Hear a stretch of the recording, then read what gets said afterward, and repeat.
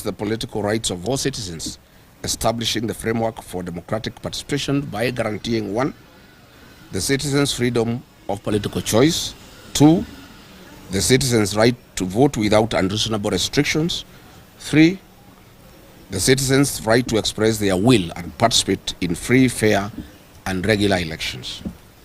Unfortunately, the IEBC has fallen short and has failed to uphold and apply the laws of this great republic.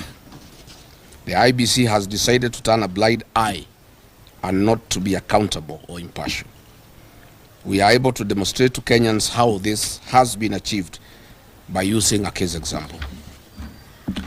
On 27 November 2025, election violence was witnessed in the by-elections held in the constituencies of Bere North, Malava, and Narok Ward Township. Mr. Chairman of IBC, your silence and tolerance of the electoral malpractices prove that you cannot be trusted to deliver free, fair, and transparent and verifiable elections. There was brutal violence, outright voter bribery by the state, among other malpractices, and your silence was very loud. There was extreme violence in Kaspul Kabondo. In Emurwa Dikir, the recently concluded by-elections, all meetings were conducted in the evenings and late in the night. The chairman and his commissioners were aware of what was going on and they never spoke. Unfortunately, since you are state playbook masters and UDA sympathizers, a peaceful campaign period in Olkalau has made you too clever all of a sudden after realizing that UDA is losing the election. Do not take Kenyans for a ride. Olkalau has been very peaceful. There has not been violence of any magnitude that could cause anybody to cancel or postpone an election. There has only been 3 incidences that are minor. 1, the defacing of posters belonging to the UDA candidate and the DCP candidate. On 1st July 2026, at the Royal Garden Hotel in Olkalau Town, Nyandarua County, officers and staff of DCP were brutally attacked by police officers and UDA officials. Their phones and other materials were taken away. 8 reports and statements at Olkalau police station were made, and to date, no action has been taken. The notorious Nairobi Sierra gang of rogue police officers that attacked me and Christians at Wetima Church in January is the same group that was led by Mathira Member of Parliament, Eric Wamumbi, to attack DCP officials at the Royal Garden Hotel. So, Mr. Ethokon, whatever violence that has been witnessed in Olkalau has been perpetrated by the state. You cannot therefore say you can punish the people of Olkalau by postponing their elections on account of violence, whereas it is the government that has created violence in Olkalau. The people of Olkalau are very peaceful. All the candidates are working together and nobody is fighting each other. The little violence that has been witnessed in Olkalau has been done by the state. And we wonder, Mr. Ethokon, you never condemned violence in Bere. You didn't condemn violence in Kaspul Kabondo. You didn't condemn violence in Malava. How come you are condemning non-existent violence in Olkalau and threatening to postpone an election for non-existent violence? What is in Kalau is anticipated violence, and I'll be explaining. All this violence is being organized by Mathira Member of Parliament, Eric Wamumbi, and his wife, and Moses Kuria, using goons brought to Olkalau from outside the constituency.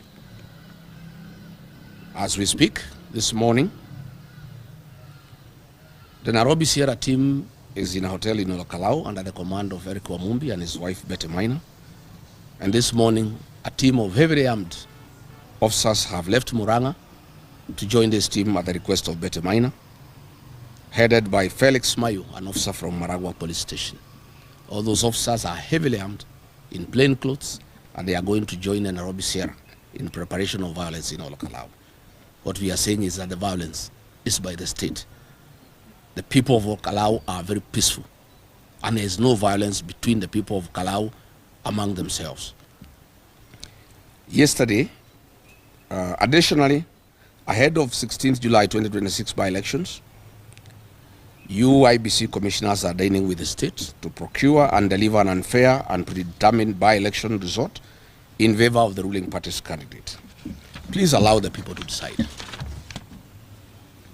You have openly defied all odds to call to order an election of open bribery by the state led by cabinet secretaries, principal secretaries, and state officers who were actively involved in the by-election campaign and breaching the constitutional and legal provisions of Article 75 and 77 of the Constitution of Kenya 2010 and Section 14 of the Election Offences Act 2016.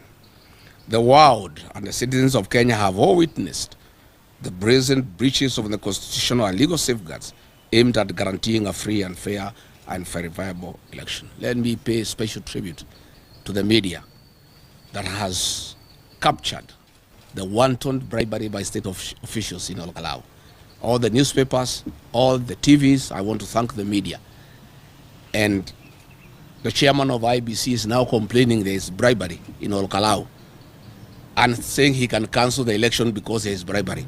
Yet the media has been capturing every day, mainstream media, social media, everybody has seen the wanton bribery going on in Olkalau by state officials. Mr. Chairman, how can you threaten to cancel an election because state officials are bribing people, yet you have the law to stop them? You have not summoned any of them. You have not ordered them out of Olkalau. Why do you want to punish the people of Olkalau? Over the last few weeks, state officers and top government officials are on the Olkalau by-election campaign trail and on a bribery spree. Indeed, the government officials are actually more than the voters in Olkalau. Helicopters are almost causing accidents in the air. We need to establish a traffic department to control traffic in the air because of the helicopters in Olkalau. The number of fuel guzzlers in Olkalau. All hotels are full. There is no accommodation facility in Olkalau because of the government presence. And they are all doing bribery during daylight and at night.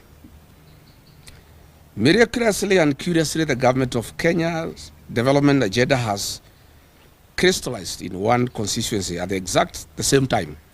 And we have seen the issues of government tokens, including mattresses, gas cylinders, cash handouts, water pipes, purchase of IDs, police intimidation, violence. In fact, even a train has been given to the people of Olkalau. And 2 days ago, they even have received boats in a dam where there is no fish or fingerlings. The chairman of IBC, Mr. Erastus Ethekon, has remained silent when William Ruto has used over 1 billion Kenya shillings in cash in bribes and put 10 billion shillings of taxpayers' funds through his agents to bribe voters until the election in favor of the UDA candidate. After all these schemes have failed and the government polling machinery have reported that the UDA party candidate is performing dismally, IBC gets instructions and through their chairman, Mr. Erastus Ethekon, threatens to postpone or cancel the elections. And we are asking Mr. Ethekon, where were you? This bribery has gone on for the last 2 months. Why didn't you stop it? There is no violence in Olkalau. Violence was in Malava, you never stopped it. Violence was in Narok, you never stopped it. In Kaspul, Kabondo, people were killed, you didn't stop the election. You are now being used by William Ruto to postpone the election because he knows he faces a humiliating defeat next week. Please, Mr. Ethekon, treat the people of Kenya with some bit of intelligence. Where have you been? Do you live in this country? Bribery by state officials is documented every day. And then you come up yesterday to cry. You are crying to Kenyans to do what? You are the one in charge of IBC. You are the one who is supposed to stop bribery by state officials. Or you are saying all you can do, you are helpless, they stop the election. Oh, there is violence. Which violence? By the state. Ask the IG to stop violence. The people of Olokalawa are peaceful. You know, IBC is clearly biased.